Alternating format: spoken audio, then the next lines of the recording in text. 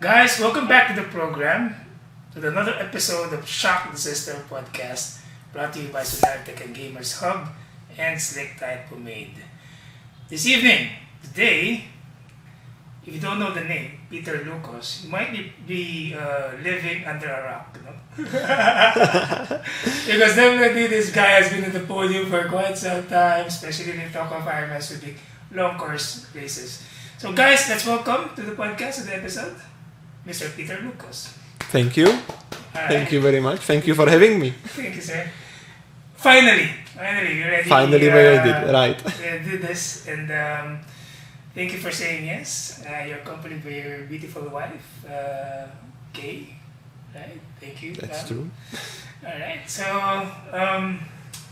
I was looking at the times when you finishing Ironman Subic. And I think that was the fastest time. But you finished, overall, I think it was... I was on the fifth place? Fifth place. Yeah, fifth place.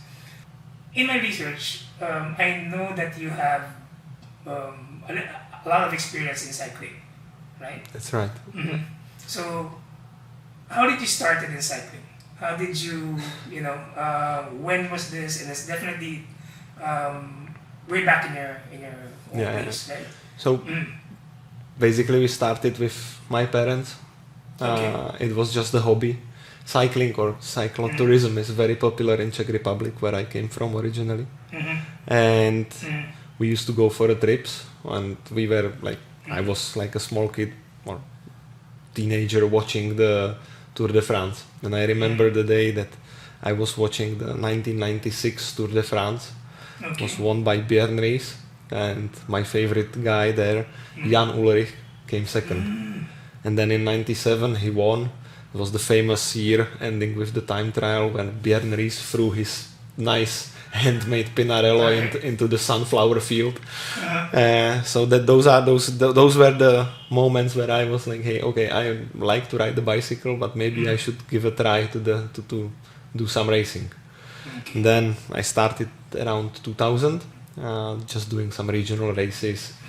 I remember like today we had the race of, I don't know, it was 90 or 100 kilometers. I got dropped in 25 kilometers because I knew nothing about how to race in the peloton, where to be in the pack. I of course was not fit enough to stay with the guys, so I had to time trial myself some 80 kilometers to the finish. I arrived 50 minutes after the winner. I was not dead last, luckily, but I think that's where the fire really started burning, and I said, hey, this is something I really, really like. I tried a lot of sports before. I tried ice hockey, volleyball, track and field, baseball, whatnot, and I'm thankful to my parents for supporting me in all of this, but I felt like cycling for its individual aspect, but also some like teamwork, team tactics involved was the right match at that time, and I really enjoyed cycling on regional, national, and even some international races for like 6 years during my college time, when I had some time to spend on training and honing my cycling skills. Nice. So, by the way, for our viewers and listeners, Peter is from the Czech Republic. Yeah. Right. So your parents actually supported you definitely in road cycling. That's right. You started in the year 2000?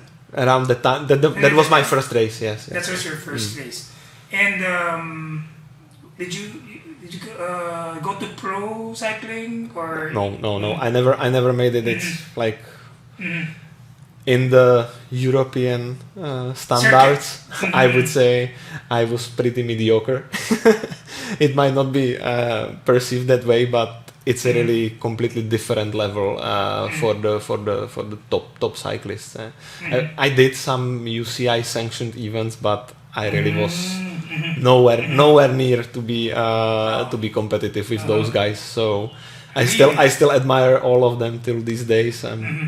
Now I'm watching on Netflix Tour de France Unchained season 2, and I'm really like still very deep into it. Still have a lot of admiration to those guys doing what they do. Yeah, I love that episode. You know that episode, Tour de France in Netflix. Yeah. I like it. So, what's your favorite team in Tour de France? Right now, I would say I am heavily supporting Tadej and the UAE Emirates. Okay. They're riding the Colnago bikes, and one of my very good friend is actually a distributor of Colnagos in Czech, and so I had the honor to meet Mr. Colnago, Ernesto Colnago, the founder of the Colnago bikes, of the Colnago company. So it's really, you will feel the difference of that brand, and you will feel all the emotions in it, aside from the innovation and all the great products he and the team actually delivered. So that's why the Tadej, and because of the nature he races, I like that he brings the emotions, the heart into the race. He is very, very proactive, and it's never a dull moment, you know. Back during the era of maybe Lance Armstrong and these guys, it was more about, it was very calculated. But now he comes up and he throws a very surprise long range attacks, so it's really fun to watch and enjoy. So that's why. Wow. So you really love cycling. Oh my. Cycling. So that's your base sport in triathlon, right? Yeah. And I'm also intrigued. So you started in cycling probably before the year 2000, and then your first race was in 2000 in Czech Republic. How did triathlon come about? I mean, did you see it in the TV? So it finished my college, my university, and I started working in the corporate. I didn't have enough time to do the cycling, right? And I started to build some dead butt, even though not being a dead. So I said, hey, enough, I need to do something about it. And I picked up running. I said, hey, I want to try this marathon thing. So I did my first marathon. When was this? I think I did my first marathon 2007, if I'm not mistaken. 2007, 2008. It took, I ran it in 3 hours and 7 minutes. That was my first marathon, and I was nearly run 3 hours. But I knew absolutely nothing about running. I didn't even properly size my shoes, so after the marathon I couldn't walk. I lost all my toenails. What? But I said, hey, I need to break free, right? So next year 305, and then I think few years later I did 256 in Prague International Marathon, which is my PR. And maybe I will come back to marathon. Maybe we will try to do some Boston thing in future, but now I'm fully committed for a triathlon. Yeah. So after this running, I said it was around 2014. One of my friends started to do this triathlon Ironman thing, and I watched few YouTube videos about the Kona racing, and I saw this lava field and these guys. You were inspired. I was totally inspired, and I said, "Hey, I want to try it." I was particularly inspired by Kona. I think everyone who is doing the long distance racing is aiming for Kona has a special place in our hearts, right? Yeah. So, and I said, I want to do this race, and I said, I want to do it in 2018. It was 2014. I had enough time to. I thought I had enough time to prepare and get ready to it. And so, I know I was quite ambitious, but I said, yeah. So, wow, what a journey! Huh? And then swimming came in the latter part. That's right. So, I mean, in Czech we'd go for some swim classes. It's part of the PE on the school or in the high school.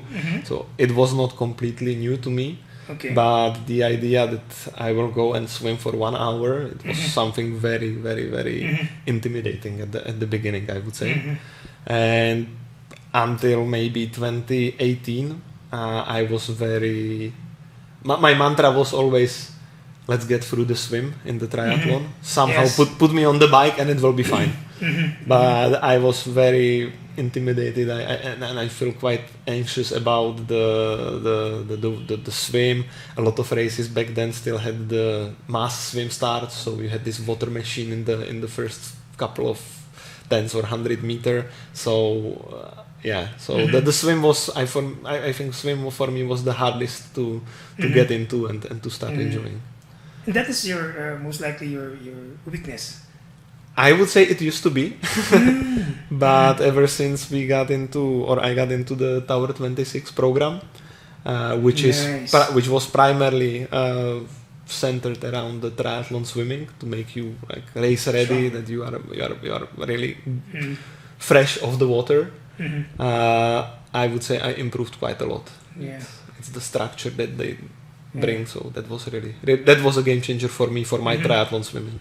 Yeah, I remember. Was your time in 2018? Was it 102 or 102 and then change? Wow. Yeah.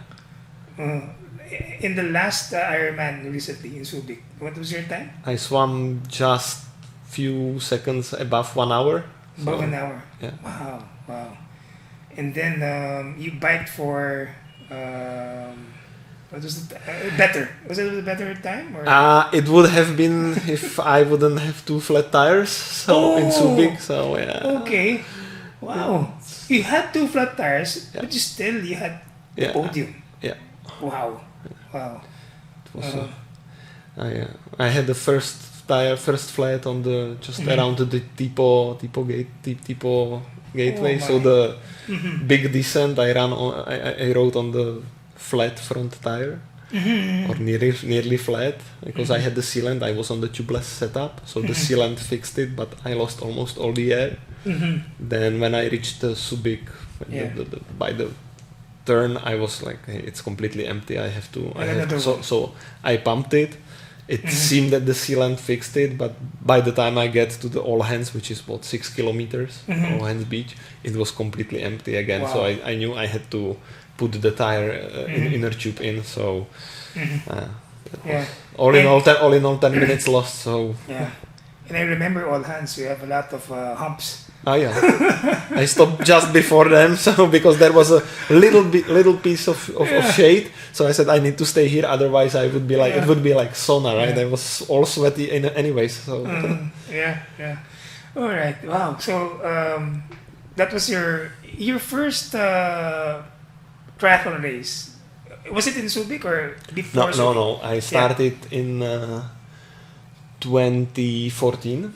2014. I did my first, my first triathlon ever, and probably listeners should not be inspired by this, was half Ironman.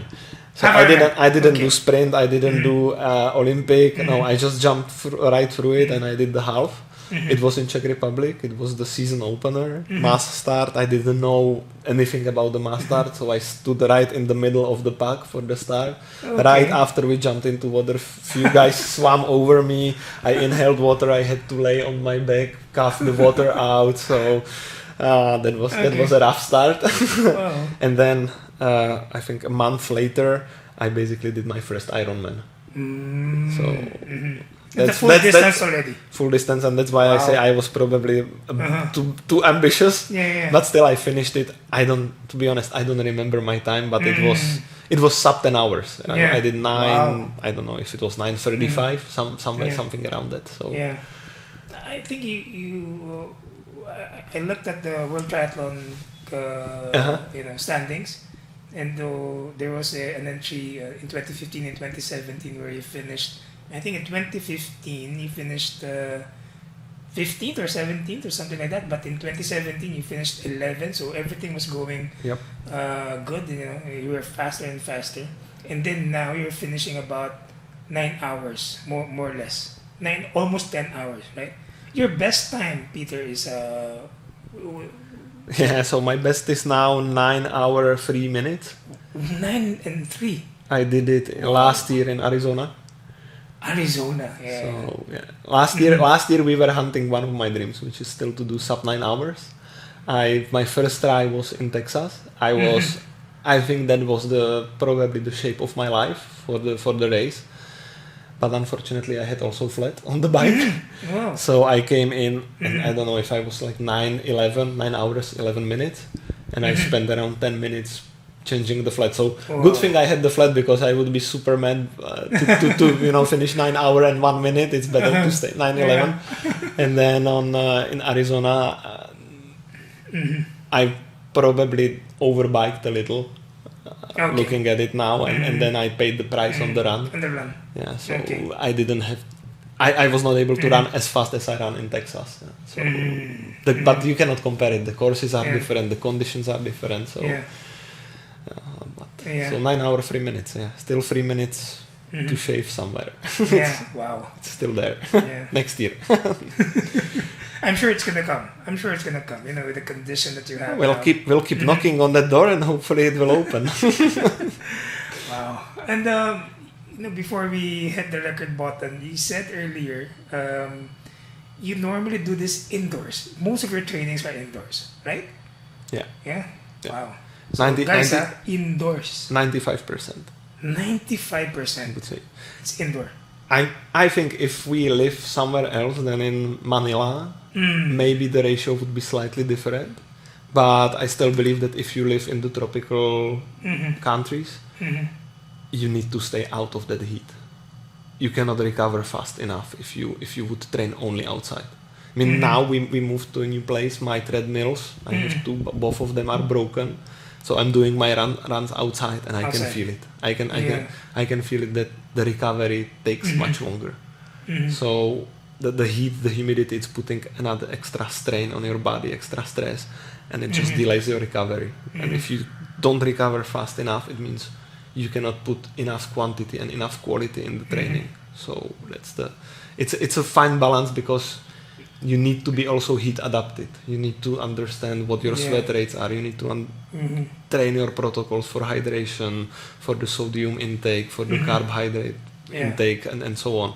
But I believe that majority of the work should be done indoors, so you don't expose yourself too much to the heat, because then it's inferior, or it will have inferior effect on your training. So before, would you? I'm not sure if I asked what year did you arrive here in the Philippines? I arrived 2016. 2016. So at the time you were not yet that adapted to the heat. No.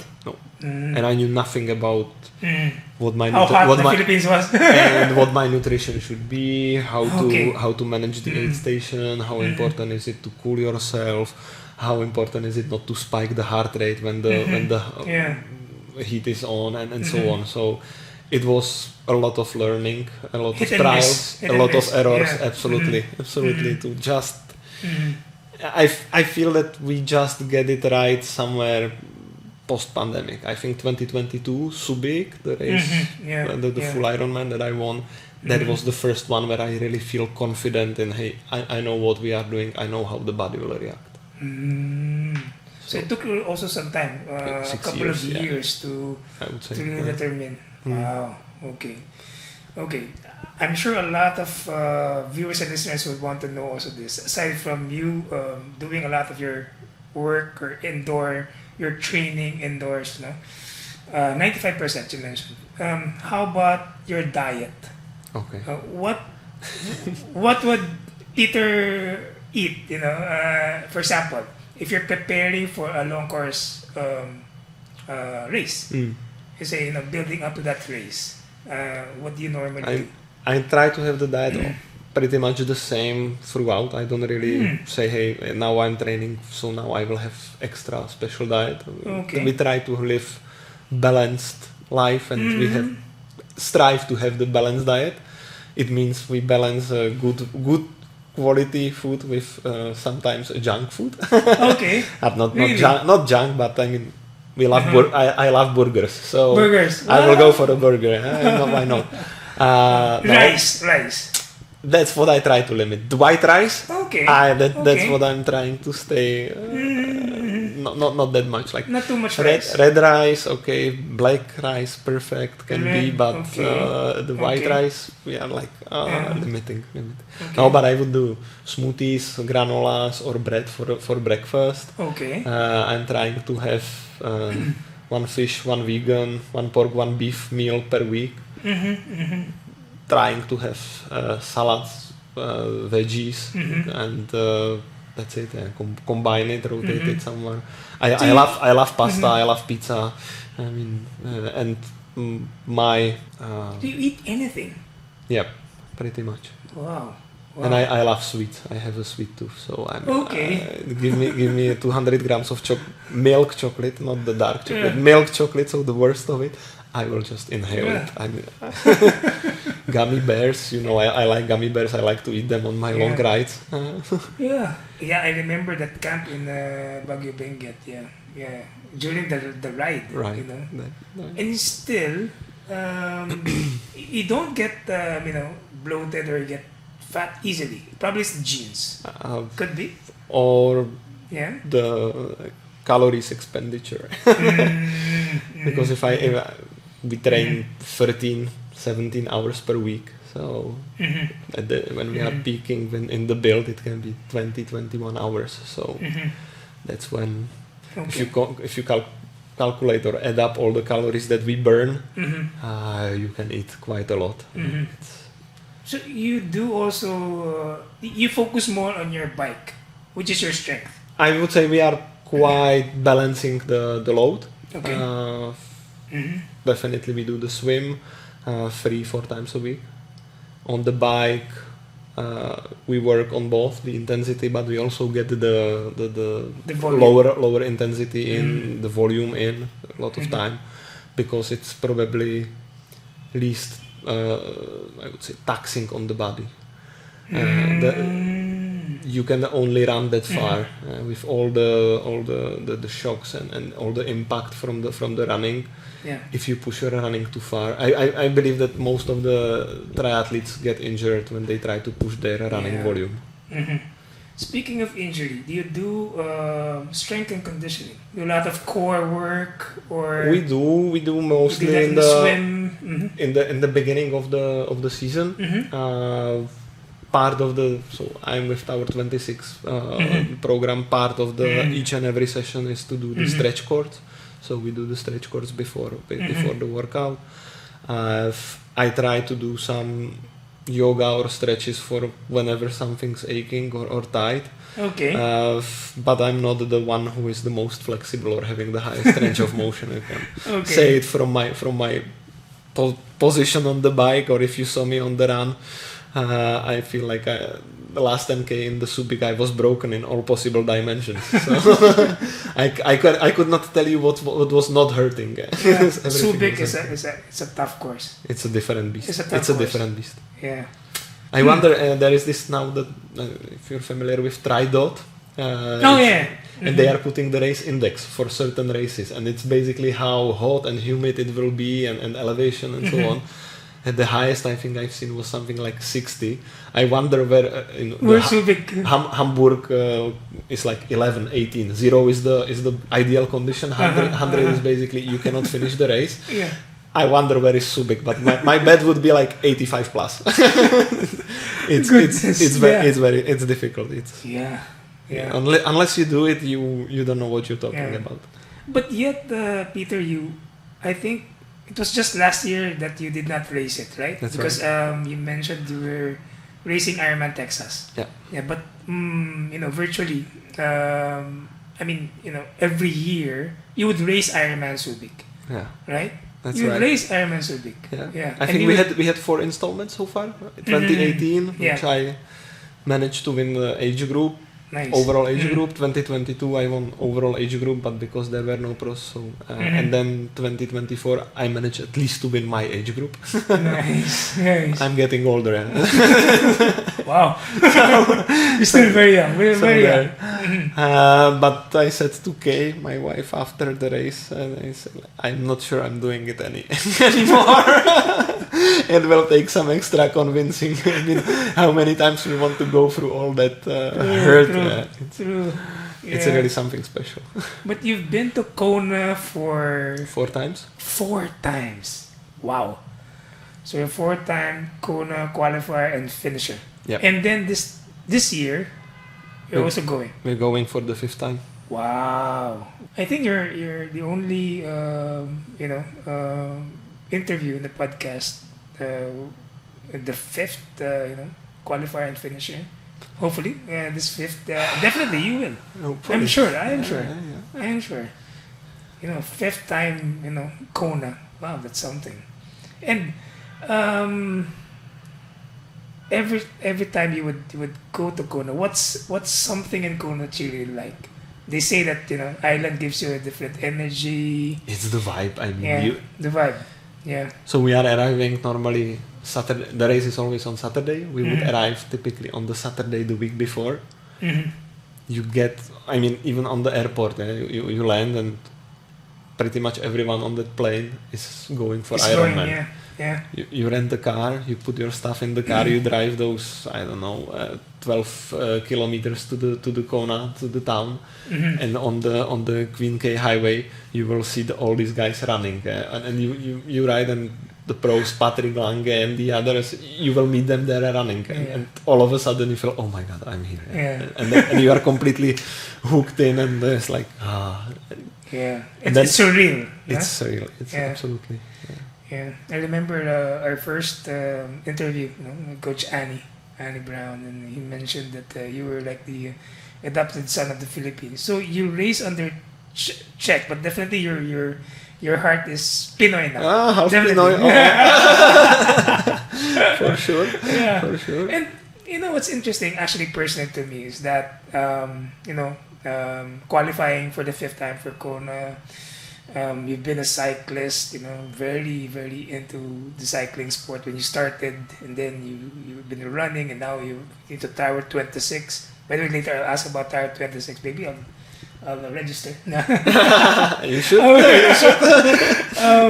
Hopefully that Kona dream is still there. Yeah, just like you, most likely. But when you, for example, look at Pinoys, especially here. We're talking of the likes of Coach Jet, Mervin, all of this are still they have their regular jobs as a coach. But even then, I know people who are into the corporate world, because I didn't know actually you were in the corporate world. You're working in finance, right? Yeah, in consumer finance. Consumer finance, right? That's right. And how do you balance all of this? Yeah. You should ask my wife. Because yeah, I mean, because you have definitely you mentioned 17 hours a week, right? And for me, I'm also a corporate slave, so I do that. If I had to do a 17-hour, probably I'll wake up probably 4 a.m. or something like that, and also I'll do another session in the evening, where it's really very hard for me, especially when traveling. Yeah. So how do you balance your work life, and I'm sure your office also supports you, most likely. I mean, they know. I mean, they know that you have been doing this, since Ironman here. So your office also supports you, and also you wake up very early or stay up late or something like that. The biggest support is my wife, for sure. Yeah. I get a lot of free time. She takes care of our baby in the morning. So nice. Then 364 days of Mother's Day, but we love you, our mothers. That's very nice. That's very nice. Imagine you have a family, right? And you have to also attend to your wife, and then you have to do your work, and then you have to stay as an elite athlete, right? Yeah. So it's a very hard job, as you can say. So, The balancing is the key, Mm-hmm. and you need to know that you need to pay back the supporters, right? So when it's off season and or when it's the lower season, you need to be able to give back to whoever supports you. Yeah. And then I would say it's better to be consistent than to be a hero. You can motivate yourself, wake up 4 a.m. and go for a 3.5 hour bike. You are done by 8 and so on. But that's a hero session. How many times you can do it in a week, in a month? It's better to put 1.5 hour in the morning, 1 hour in the evening. But do it every single day, or do it Monday, Tuesday, Wednesday, first day maybe shorter, Friday, and then we are weekend warriors. Yeah. Because weekend is when we get time to train. So I would say if you would check my Strava or Training Peaks, 50% of my training would happen on the weekend. So that's where I accumulate the time. That's where we can go the distance. That's where we schedule the long ride, the long run. So and we focus more on some higher intensity intervals within the week when we have really like time constraints. And then it's important to be flexible and not to really say, hey, I missed the session today, so instead of 1 hour tomorrow, I will do 2 hours, because it's again. It makes you more prone to miss another session and another. So for me, the consistency is the key. And it's not as tight, because if you do 1 hour, 1.5 in the morning, when probably family is sleeping, you can still, and I still at least contribute in the morning that I will do our coffees. So I am lucky to work in a really, really good company. Having a supportive boss, colleagues, and even my people in my team. And we have very good vacation leaves, so it makes it much easier to go to races, especially in Kona, and to spend the time away from the work. So that really helps the whole support, family, friends, community, company. It's very, very, very. I would say it's essential for if you want to spend those hours and want to go the distance, to have all the support in your. Nice.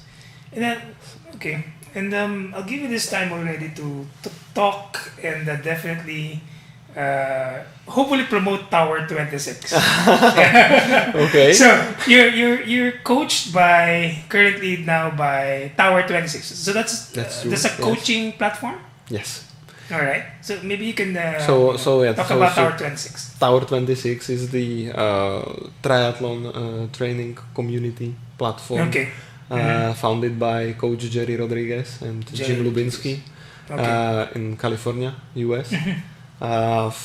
I discovered them through one of the most inspirational triathlete, Lionel Sanders, who trained with them, he was talking about them in one of his videos. And that was exactly after my Kona 2018, where I didn't have the really good swim. I swam maybe 1:07 or something like that, but I didn't feel like I'm progressing anywhere. Until then, I was self-coached athlete. I was doing all the training plans on my own. By the way, that's another part of the work-life balance and of the support. If you have a really good coach who can like prepare your program, adjust the program to your needs, I think it's super important to have this kind of support. And so 2018, and I said, hey, I need to give it a try, because my swim training, it lacked any structure. It was random. I didn't have enough focus. It was not my priority, and I said, if I want to get any better, I need to work on that swim. So I started to work with them. How it works is basically you will get 4 times a week swim workout. The structure is that you will have 1 recovery, 2 main sessions, 1 supportive session. Supportive session? It's basically like, if you have time, go and do it. Okay. But if not, you need to do those 2 A sessions. So they have the C session, which is basically a recovery one. Then you have the 2 A sessions, which are absolute must.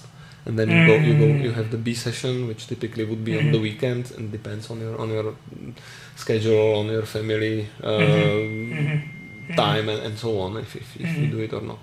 So and the important is that all these sessions are adjusted to your level.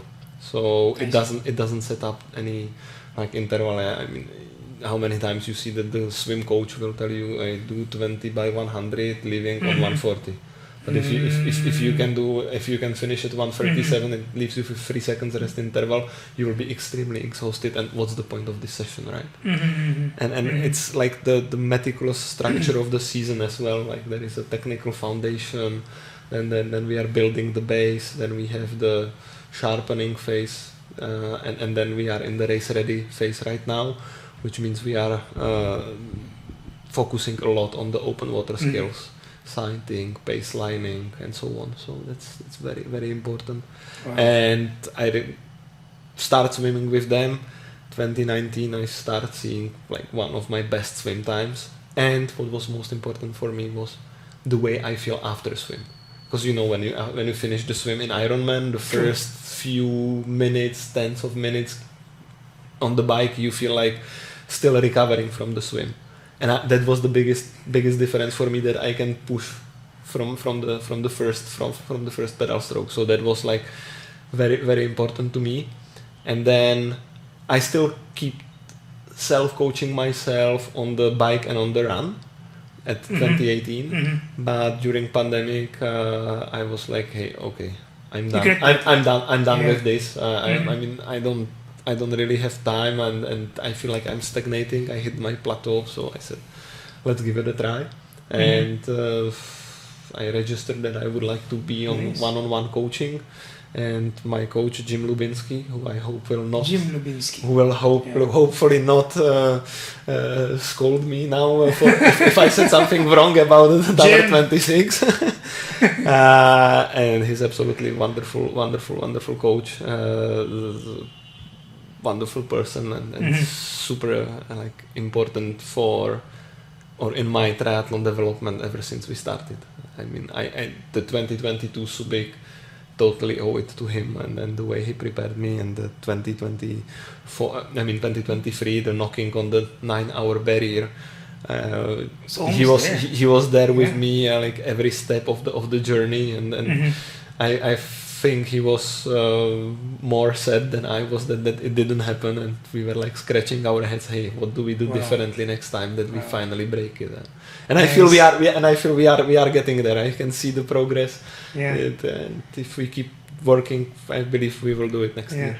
And I think you are definitely following Ironman. The finishes now in age groups. It's getting so fast. Wow. Unbelievable. I mean, unbelievable. I mean, the last one was is it in Hamburg? 7:40 something like that. Sub 8. Goodness, because I can't imagine that. I mean, it's unbelievable. Yeah. We should go there and measure the distance if it really. But no, I'm just joking. Wow. You cannot say anything but like admiration and congrats to the guys who did it. It's like completely different breed. Yeah, and even if for example, if you look at Ironman finishes, I mean Ironman Subic, for example, Asians, Japanese, even in their in the older age group, still they're very fast. Yep, that's right. I mean, I'm older than you about 5 years. About 5 years. You don't look like. About 5 years. So, I mean, we were going there, right? So, what do you think would be? I mean, your level is definitely different, especially for Pinoys here. If you like to, I mean, no one can, in the Pinoys, what do they have to do? Like the likes of probably, I mean, Luigi Robles, for example, is also a corporate guy, like us, but he's not on that level and a few notches. But, for example, Mervin Santiago, Coach Jet, I believe Gab Rosario. There's a new guy now from Dumaguete, Seb, you know Seb. What do you think Pinoys on the elite level will have to do now so that probably they'll stay on your tail in the future? Because, I mean, if you talk about finishes, especially in the Ironman Subic, you're the go-to guy. I mean, it's what do you think is the key?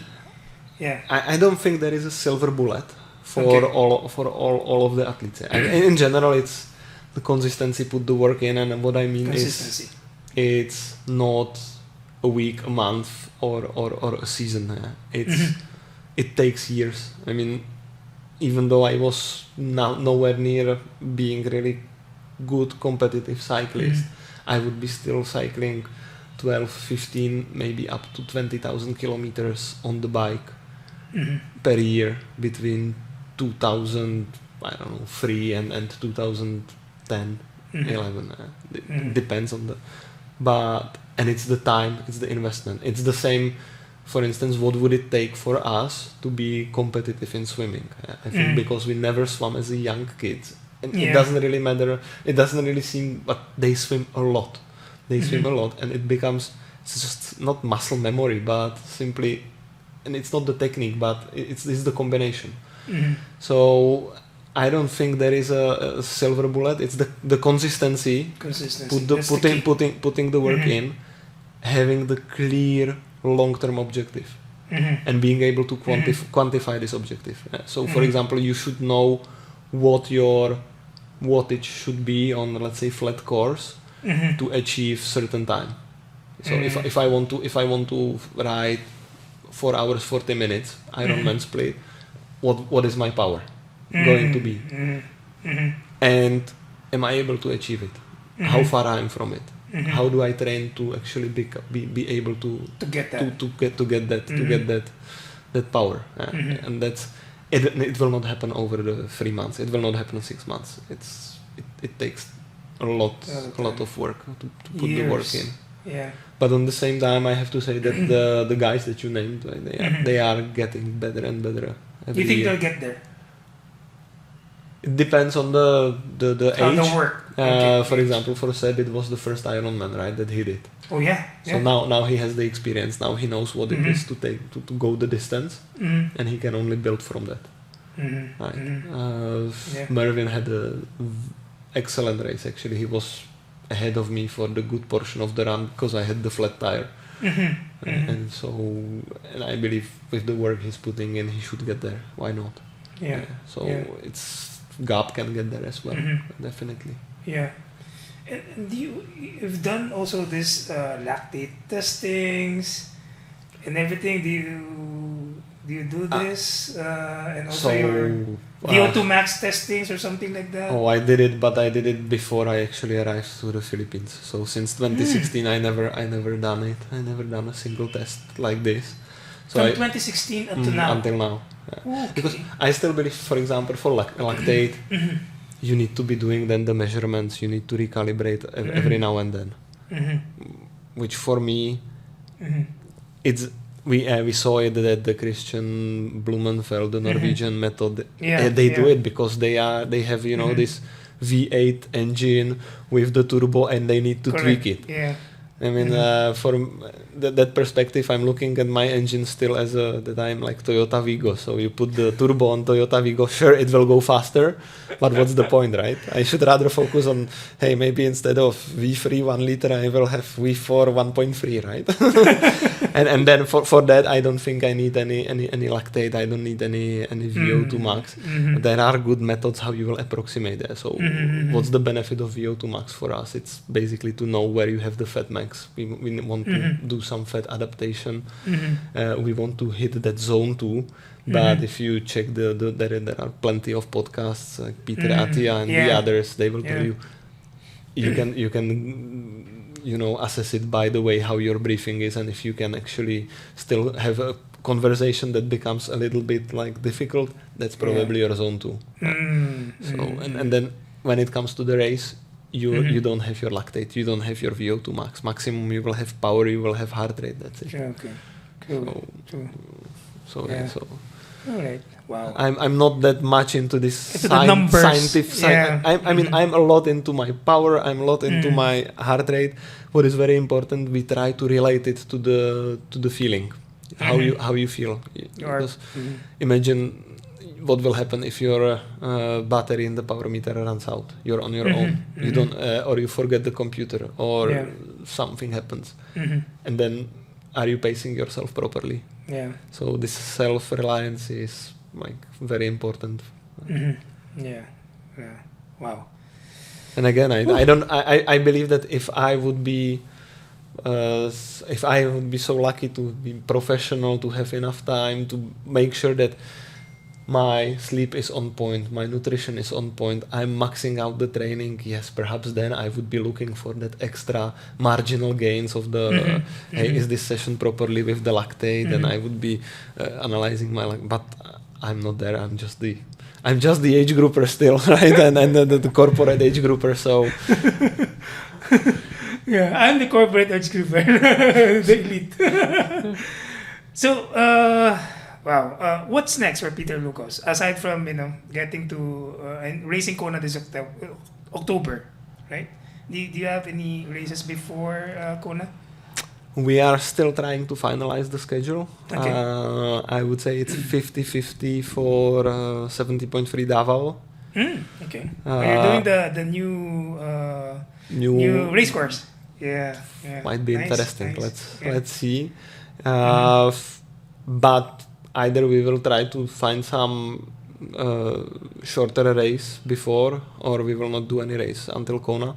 Okay. We will just train, Mhm. and then after Kona we will go to Taupo, New Zealand for the 70.3 in December. So it will be a long season. Yeah. I did Cebu. I did full Philippines. If I do Davao, then Kona, then the 70.3. double. So it's 5 races, 3 halves, 2 fulls. It's quite busy. Yeah. And so it's a double world championships for you this year. Nice. And hoping for Davao you're gonna go to Marbella, right? That's Marbella. the plan, So that's the because plan. Yeah. it would be nice. It would be nice vacation for the family to go That's nice. to go there, and it's November next year. South Spain. It will be. Wow. Very good Will be weather. very nice. The place also. Nice. Okay. So I think we're in the last part of the portion of the interview. So Peter, take this time to thank anyone or your sponsor, your team, and then probably you can also include the advice for Pinoy athletes who want to be, hopefully that in your level also. Yeah. Okay. So I think I've already thanked, but I will never Sure. stop thanking my wife Kaye for all the support. That's like Yeah. number one fan, and without her in my corner, it wouldn't be possible. Nice. And I have to say it again, the Coach Gym, Tower 26. Tower Guys, go 26. check it out. Really highly recommend. We'll put the link and also for the website. Yeah. For Tower 26. all Yeah. that he's doing for me. It's much appreciated. Nice. And the advice I said, guys, really be consistent, be patient. Consistency. Have a coach who will work with you on the long term goal, on the long term perspective, who will help keep you the big picture. Don't get lost in an individual session. Yeah. Keep the head down, put the work in day out, and the results will come. I'm sure about it. Yeah. There is no shortcut. You have to put the work in. And Yeah. sometimes it's not very nice. It can Yeah. get ugly at times, but we have to persevere, right? It's same as the Ironman. How many crises you will have during the Ironman? Yeah. Preparation for the Ironman, it's just the same. True. Yeah. You need to know you want to cross that finish line. And Yeah. that's your engine. That's your motivation. Any plans of being a coach in the future? Also in triathlon? Yeah, that. Maybe. Maybe. We'll see how it Okay. goes. I'm not Closing your doors. Definitely. Yeah. I used to help Kaye when she was doing still 70 she was doing 70.3 in Cebu 2018. So she successfully did it. She actually even qualified for 70.3 Nice, but she rejected the slot. Oh, okay. That's another podcast interview. But maybe it's not because I'm that good a coach or was that good of a coach. It's because she was a good athlete. No? All right. Wow. So much learning. And thank you. Okay, the family. Thank you, Sir Peter, for this time. What an awesome time for you to say yes, definitely. And finally, we're able to do this podcast for this interview. And I hope that viewers and also listeners will be able to get something out of it, and hopefully they'll be motivated to do what has to be done, to be consistent, to get someone, the guide, and also thank the people who are always supporting them. Sometimes when you get that goal and you're always racing, right? you tend to forget the people who are behind you. You always look at the people, or you always look at the things are in front of you, but you sometimes fail to look at the rear view mirror, right? So I think you said it very well that you know, me as a person, basically, it's because of someone who is behind me, right? And it's something that we always have to look into. You know? Right. I mean, Right. yeah. Perfect. Thank you for having me. It was really a great time. Appreciate it. I hope Yeah. that I could share some of the knowledge, inspiration, and Yeah. Well, thank you for inspiring us, and continue to do, especially for Kona. We will be watching you and monitoring you on the tracker. let's Definitely. go. Let's go. Let's right. go. We're gearing to be the best Kona for me. So hopefully it will play out Alright. well. Thank you so much. Thank you so much, Peter. Thank you. Thank you. Thank you. very much. Yeah. See you soon, guys. Like and subscribe. We are on YouTube. We are on Spotify. Follow us on Instagram and also on Threads. So that way you'll get to know our new guest and this is something that hopefully a lot of people, especially our viewers and listeners, will be inspired to do multi-sport, not just triathlon. You know, hopefully they'll do into running, probably endurance swimming, endurance biking, perhaps. You know, and something like that. So thank you so much, Peter. Thank you, you. Kaye. Thank you to the family. We will be supporting you definitely. Thank you, guys. All right. So this has been another episode of Shock the System Podcast with Petr Lukosz. Thank you.